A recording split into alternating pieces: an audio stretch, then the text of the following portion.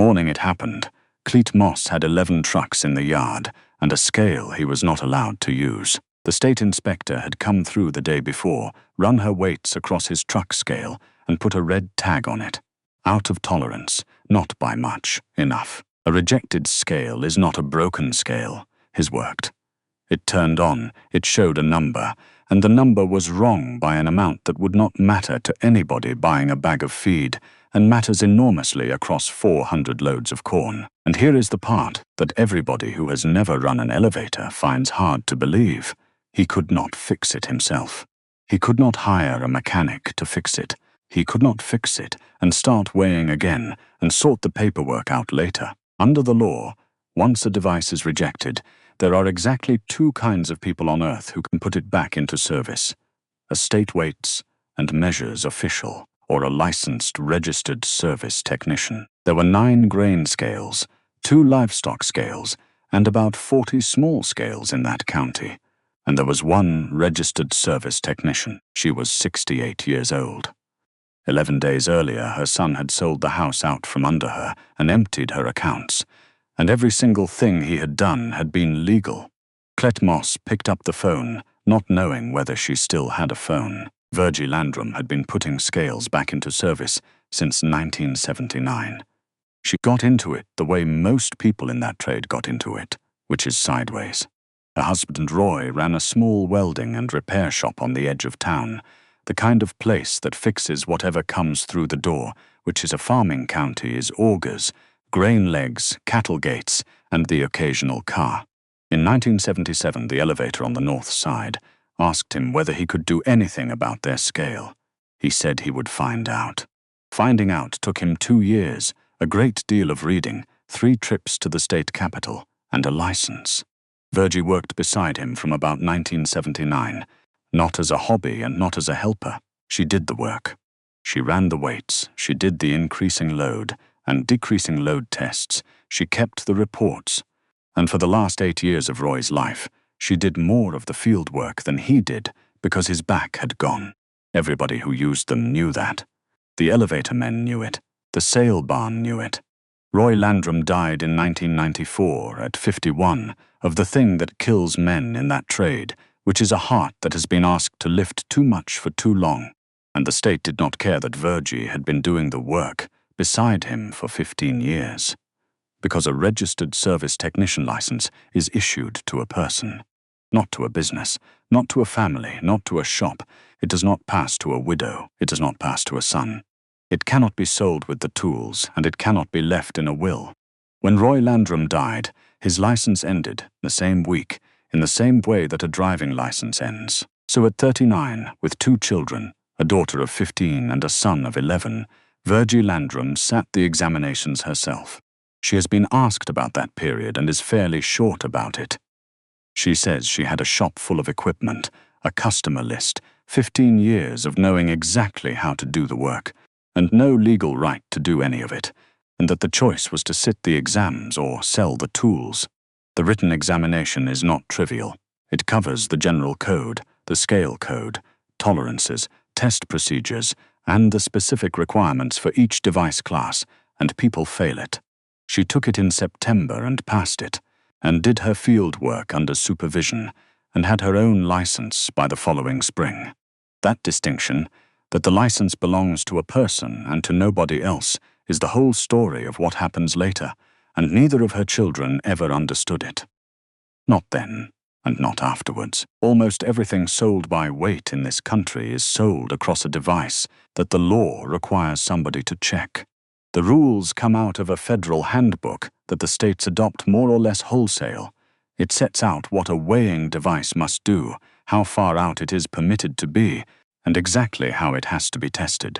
Livestock scales at a market or a packer have to be tested twice a year. Once between January and June, once between July and December, with a minimum gap of 120 days between them, so that nobody can do both in the same week and call the year done. Grain scales run on their own schedule, vehicle scales, fuel pumps, every deli scale in every grocery store in the county. And the tests are not a matter of opinion. You bring known weights, certified standards, traceable through the state laboratory to the national one. And you put them on the device in a defined pattern, and you write down what it should say and what it does say. If it is within tolerance, it gets a seal. If it is not, it gets rejected. It stops being lawful to buy or sell across it. And it stays that way until a licensed technician has adjusted it and placed it back into service under their own license number and their own signature. I want to spend a minute on what the work physically is, because almost nobody has watched it done, and it is not what people picture. Say it is a truck scale at an elevator, 70 feet of deck, capable of 100 tons. You do not put the weights in the middle and read the number. That would tell you almost nothing. You run an increasing load test. You put a portion of capacity on, read it, add more, read it, add more, in defined steps, all the way up as far as your weights will take you. Then you run a decreasing load test on the way back down, because a scale can be accurate going up and wrong coming down, and that is a real fault with a real name. Then you run the shift test, and this is the one that actually catches the cheating. You take a known weight, and you put it at the front left of the deck. Read it, move it to the front right. Read it, back left, back right. Center. A scale that reads correctly in the middle and reads 200 pounds light at the back right is not broken. It is worse than broken, because it works, and because a driver who knows to stop with his rear axle over that corner is getting paid for grain he did not deliver 400 times a season. Nobody finds that except somebody who moves a 500-pound weight to 5 separate positions on a 70-foot deck and writes down 5 numbers. That is the job. It is a pallet jack, a concrete deck, a clipboard, and 5 hours. That last part is worth stopping on, because it is the reason this trade exists at all. When Virgie Landrum signs a scale back into service, she is not certifying that she tried her best. She is putting her name against the accuracy of a device that is going to determine what 400 farmers get paid. If that scale is found out of tolerance at the next state check, the department does not go looking for the elevator that owns it. It goes looking for the person who signed it. She has carried that on every job for 31 years and describes it as the only part of the work she has never got used to. Tell me where you're watching from. Comments below. I read every one of them. And if you have ever done a job for 30 years that the people around you could not have described if you asked them, stay with me, because that is exactly what happened to her. Now the part that made this a story, and I am going to tell it carefully, because it is not the story the title makes you expect. Nobody stole anything from Virgie Landrum. 2 years before that morning at the elevator, she had a cardiac event. Nothing catastrophic. She was out of hospital in 4 days and back working in 3 weeks. And the cardiologist used the word warning rather than any of the worse words. But it frightened everybody, including her, and her son Dale, who is 44, and who is not a monster, and who I am not going to write as one, did what a great many well-meaning people do in that situation. He came round with his wife and a printout. He sat his mother down at her own kitchen table and explained, from the printout, that if anything happened to her, everything she owned would go through probate, which is slow, and public, and costs money, and takes months, and which he had watched a friend's family go through the year before. The solution, he said, was simple and free, and thousands of people do it. Put his name on the accounts, put his name on the deed, then nothing has to go through anything. That advice is extremely common.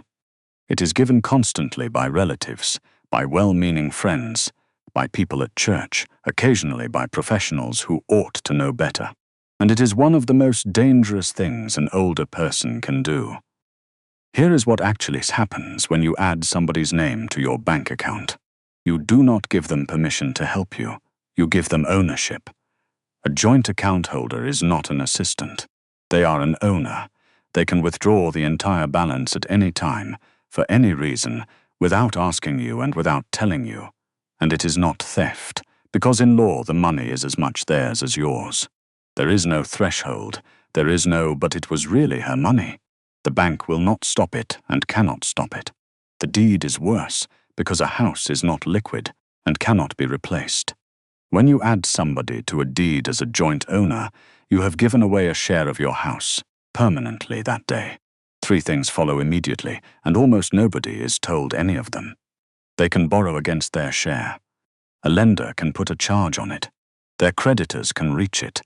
If they are sued or go bankrupt or lose a business, your house is now part of the pool. And in most states, any co-owner can go to court and force a sale. It is called a partition action. It exists precisely so that co-owners who cannot agree are not trapped forever. Any one of them can ask a court to order the property sold and the proceeds divided. And the other owner's objection is not, on its own, a defense. That last one is the one that took Virgie Landrum's house. Virgie Landrum signed both of those documents at her own kitchen table with a pen she owned, voluntarily, having been given a reasonable-sounding explanation by a son who at that moment believed every word of it, at 66 years old, of entirely sound mind. There was a notary. The notary's job is to confirm she was who she said she was, and that she signed willingly, and the notary did that job correctly. Nobody in the room did anything wrong. That is the horror of it, and there is no villain moment I can give you to make it easier. 2 years later, Dale's business went badly, and I want to give him his due here because the version where he is simply greedy is not true and is not useful. He ran a small excavation and site prep outfit, 4 machines, 3 employees in a good year. It is a business that lives or dies on one thing, which is whether the general contractors above you pay you on time. In the 2nd year of that arrangement, one of them did not. A residential developer went under, owing him a little over $90,000, at a point when he had payments on 2 machines and a payroll. He got, in the end, about 11 cents on the dollar. 18 months later, he did not tell his mother. That is the actual decision at the center of this story, and it was not the decision to take the money. It was the decision, in about March, not to say anything. Those 11 days are worth walking through, because what people imagine is a woman collapsing, and what actually happened was a woman making telephone calls. Day 1 was the failed direct debit and the call to the bank, and the woman on the phone reading her a balance twice. Day 2, she went into the branch in person, because she had decided overnight that the telephone had made a mistake. The assistant manager printed out 5 months of statements and sat with her while she read them, and was, Virgie says, extremely kind and entirely unable to do anything whatsoever. She asked whether the withdrawals could be reversed. He said no. She asked whether they were legal. He said yes. She asked him, and this is the question she says she is most ashamed of, whether he was certain. Day 4, she rang Dale. He did not answer. She rang 3 more times over 2 days. Day 6, he rang back, and that conversation lasted 11 minutes, and she has never repeated any of it to anybody, including me. Day 8, the letter from the lawyer arrived. Day 9, she rang a lawyer of her own, in the county seat, who gave her 40 minutes on the telephone for nothing and told her the truth, which was that the deed said what it said, that partition was available to any co-owner, and that fighting it would cost more than it could recover. He also told her, and she says this is the only useful thing anybody said to her in those 11 days, to stop trying to undo it and start working out what she still had. Day 11, she went out to the shed and stood in it for a while, and then came back in and made a list. The list had 4 things on it: her pension, her tools, her weights, and her license. What Virgie found out over 11 days 2 years later was this. The joint accounts had been emptied over about 5 months, not in one dramatic withdrawal. In ordinary amounts, at ordinary intervals, 800 here, 2,000 there, an amount that looks like a person paying a bill, which is exactly how it always goes, because a person taking money they are entitled to take does not behave like a thief. They behave like somebody managing a cash flow. She noticed because a direct debit failed. That is the whole beginning of it. A $22 insurance payment bounced, and she rang the bank. And the woman on the phone read her the balance, and Virgie asked her to say it again, and Dale, as a co-owner of the house, had already begun the other thing. He had negotiated a sale of it.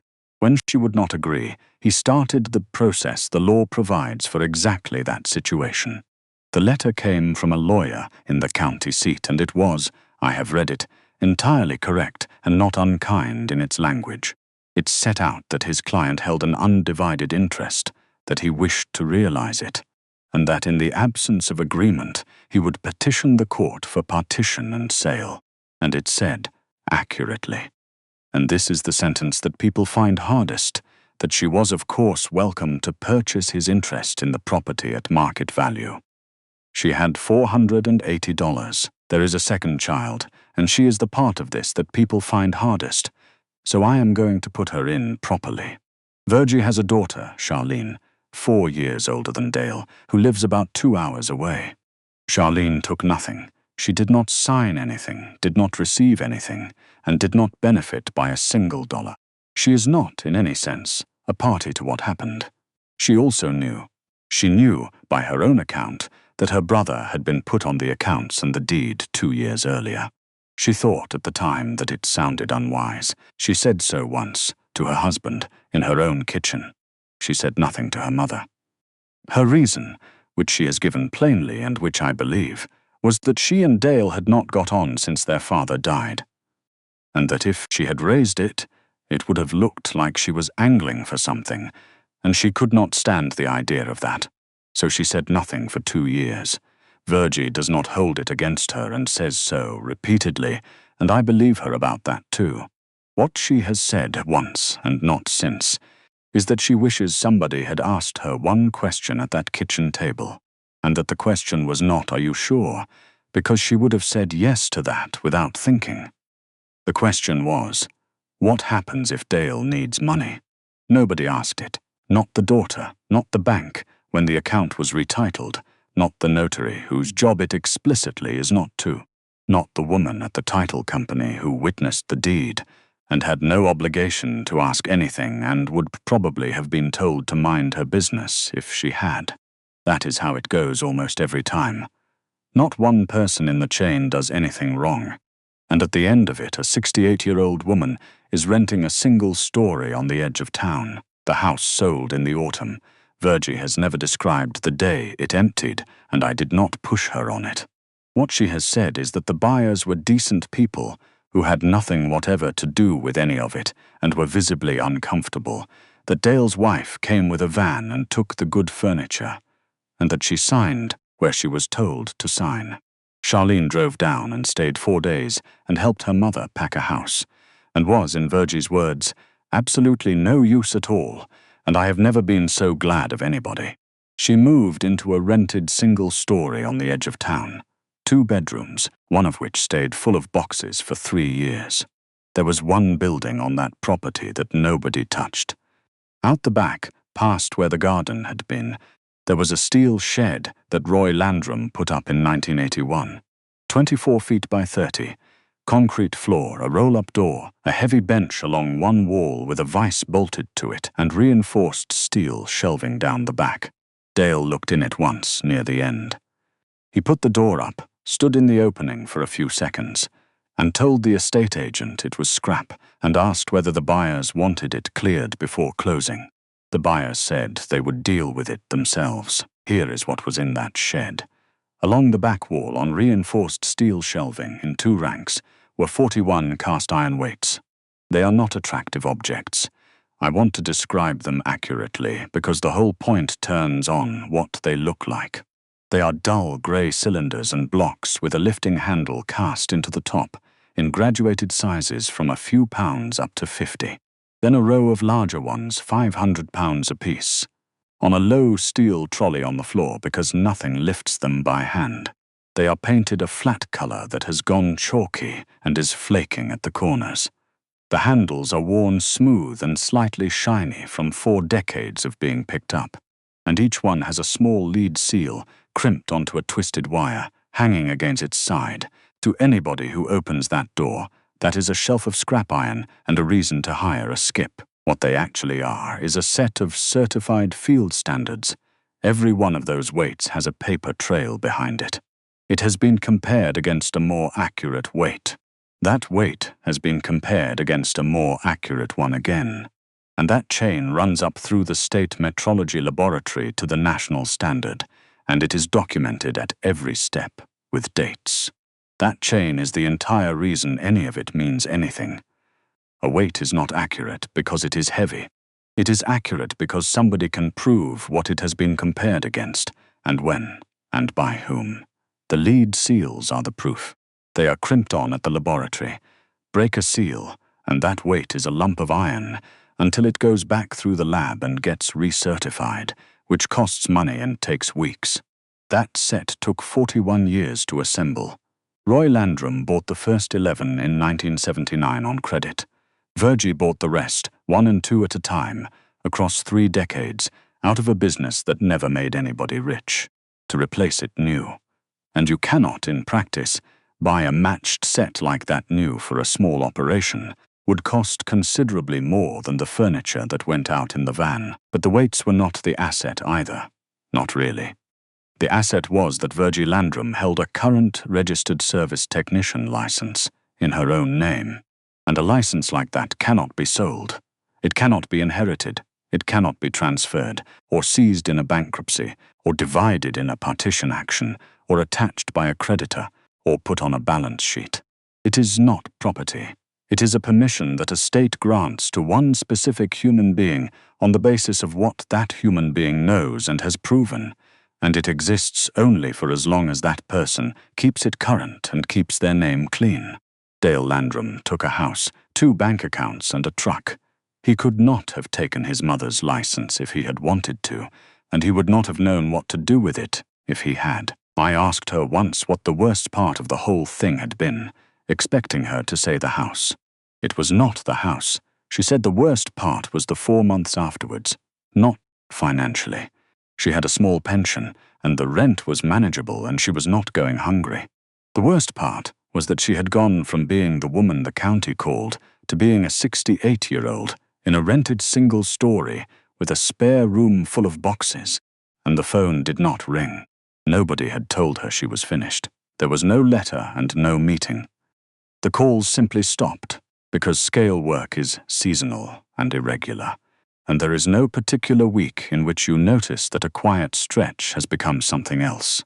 She sat in that house for 4 months with a valid license in her handbag. Here is the part nobody in that county thought about at the time, including the people it was happening to.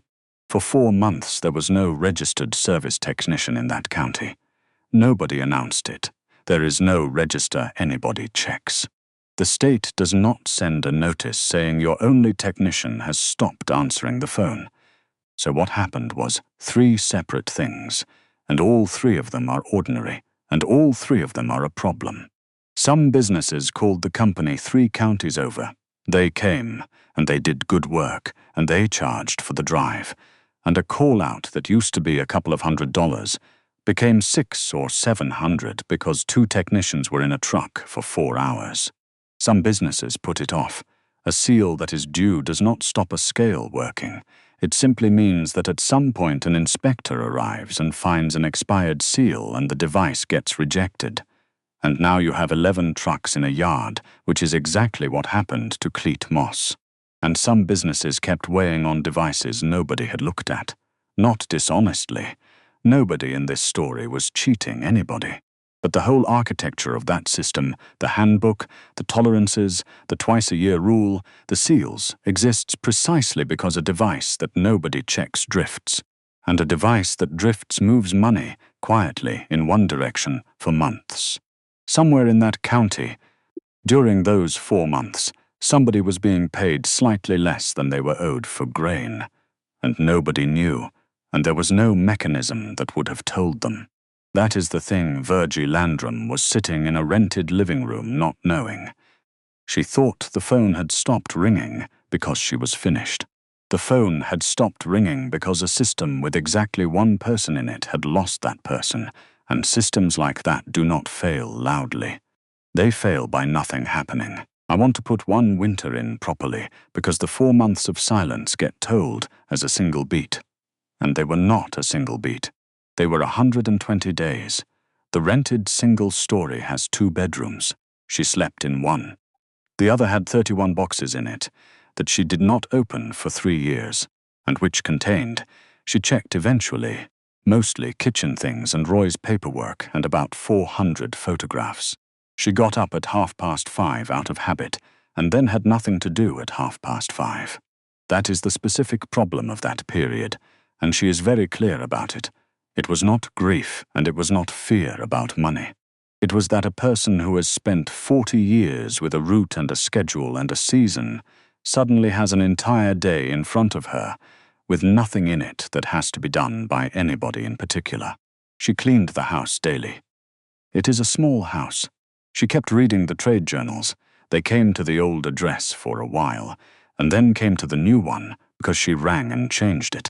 And she has said that changing the delivery address on a trade journal for a business with no customers is the single most pathetic thing she has ever done, and that she is glad she did it. She went to the storage unit twice a month, raised the door, looked at the weights, and put the door down again. She did not tell Charlene how bad it was. Charlene rang every Sunday. Virgie said she was fine every Sunday for 4 months. She has said that if Cleet Moss had rung 6 months later instead of 4, she thinks she would have sold the weights. Not with certainty, but she thinks so. And she has said something else about that period which I have not been able to put down since, and which is the reason I wanted to tell this story at all. She said that in those 4 months she never once doubted that she was good at the work. I knew what I could do. That was never the question. She looked at the shelf. The question was whether it mattered that I could do it, if the phone doesn't ring. And I'll tell you, 4 months in, I'd decided it didn't. The weights were in a rented storage unit by then, a drive-up with a concrete floor, rated for the load, $41 a month.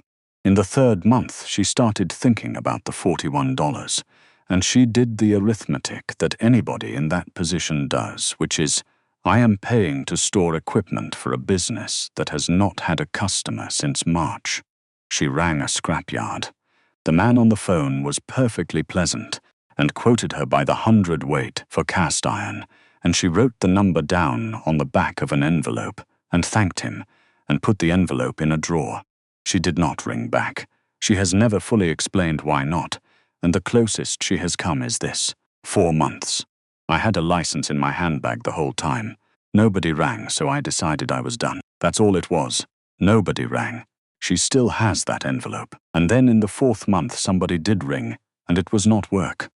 It was a scale service company 3 counties over, a real firm, 6 technicians, a workshop, the sort of operation that covers a wide area and does not particularly want to drive 2 hours for one elevator. They had heard the way people in a small trade hear things, that Virgie Landrum had lost her house. The man who rang was not unpleasant and was not circling. He made a straightforward commercial offer, and it was a fair one. And I want to be clear that there was nothing wrong with it. He offered to buy her weights. He named a figure that was several times the scrap price, and was, honestly, close to what they were worth to somebody who could use them. It was enough money to matter. It was enough to have made that year substantially easier. And then he said the thing that decided it, and he said it as a courtesy, meaning nothing by it. He said that if she was winding down anyway, they would be happy to pick up her county. Virgie Landrum said no. Her explanation of why is not noble, and she does not present it as noble. She says that she was not thinking about the county, or about Cleet Moss, or about anybody's grain check. She says she was thinking that she had sat those examinations at 39 with 2 children, and a shop full of equipment she had no right to use, and that selling the weights meant she would never sit in a scale house again, and that she was not ready to decide that in a rented living room in October, because a man had rung. I didn't have a plan, she said. I just didn't want to be the one who said it out loud. She kept paying the $41. 6 weeks later, Cleet Moss rang. He rang the number he had for her, and it was disconnected.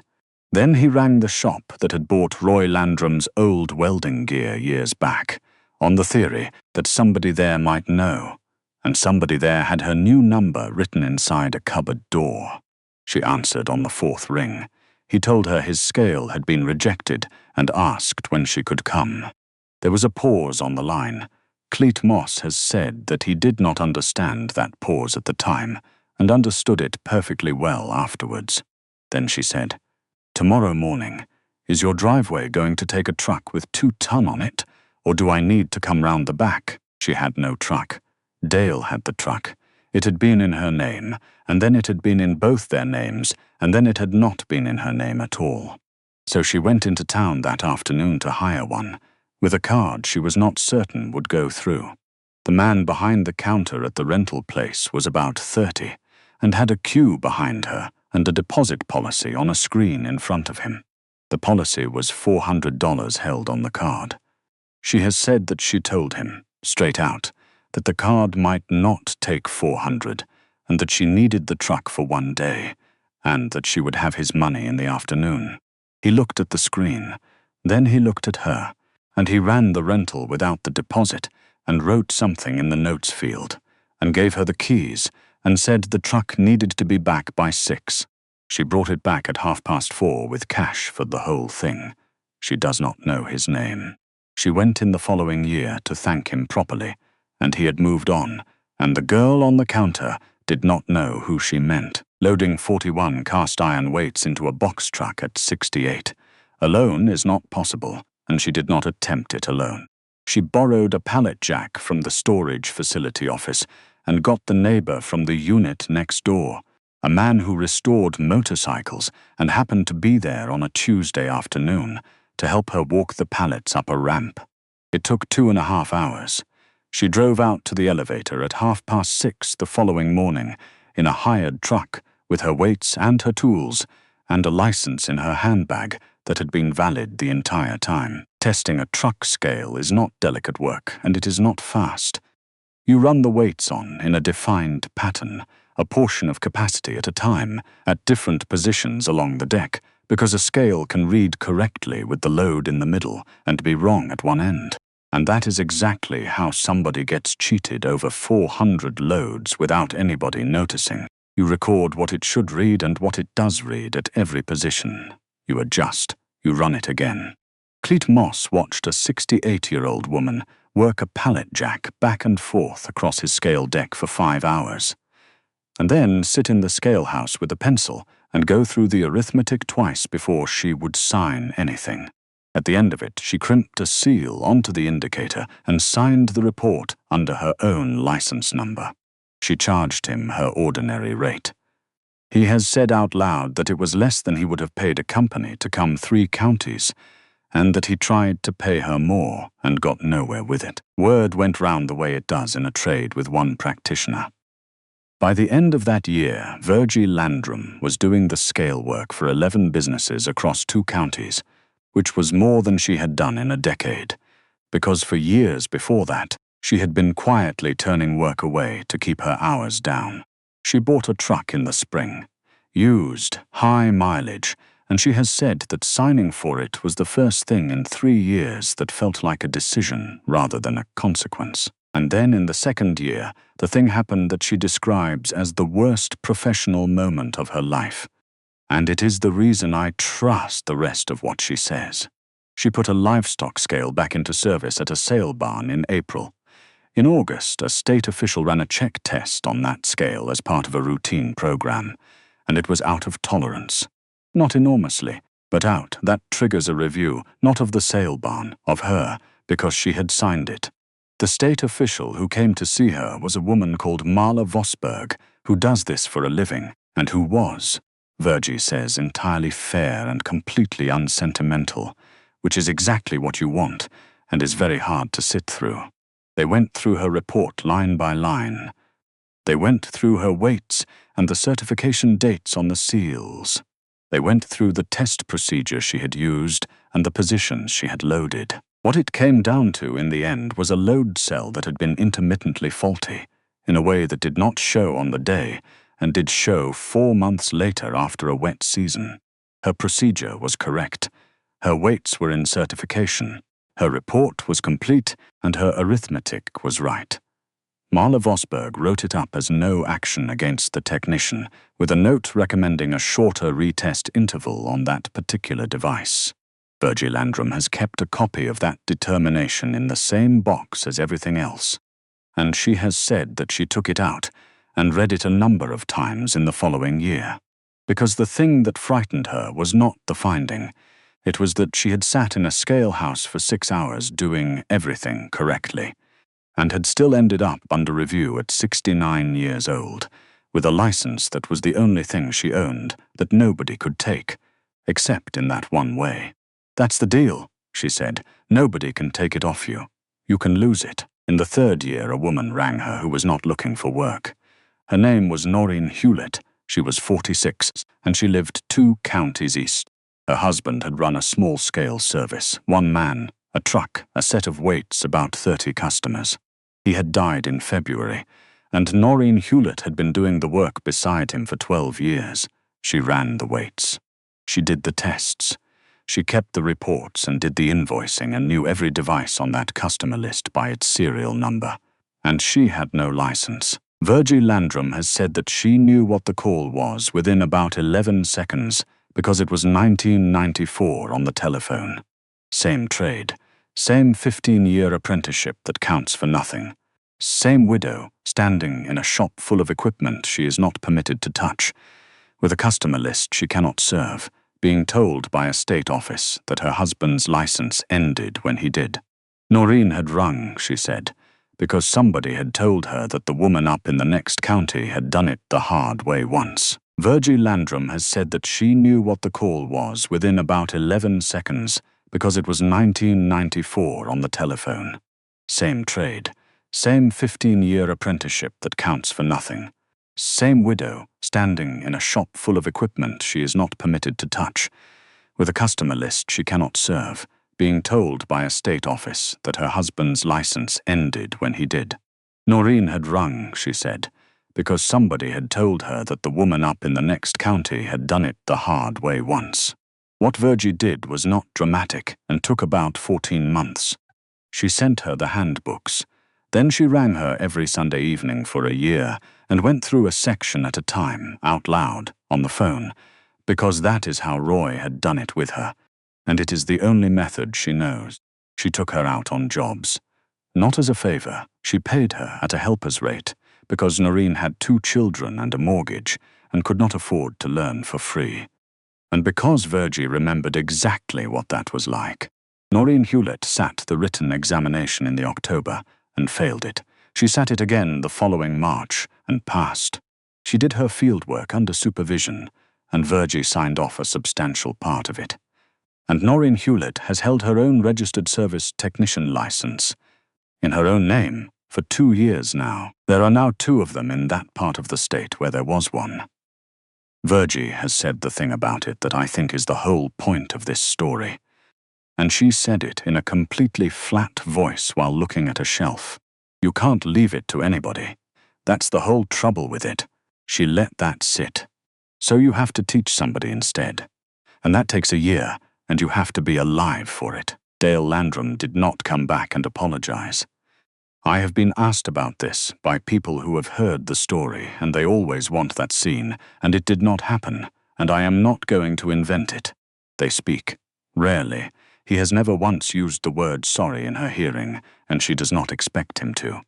Because she has known him for 46 years and knows exactly what he is capable of saying out loud. What he did do, about 2 years afterwards, was ring her and ask whether the weights in the shed had been worth anything, because somebody at a job site had said something to him. She said they had been worth what they were worth. He asked whether she had sold them. No, she said.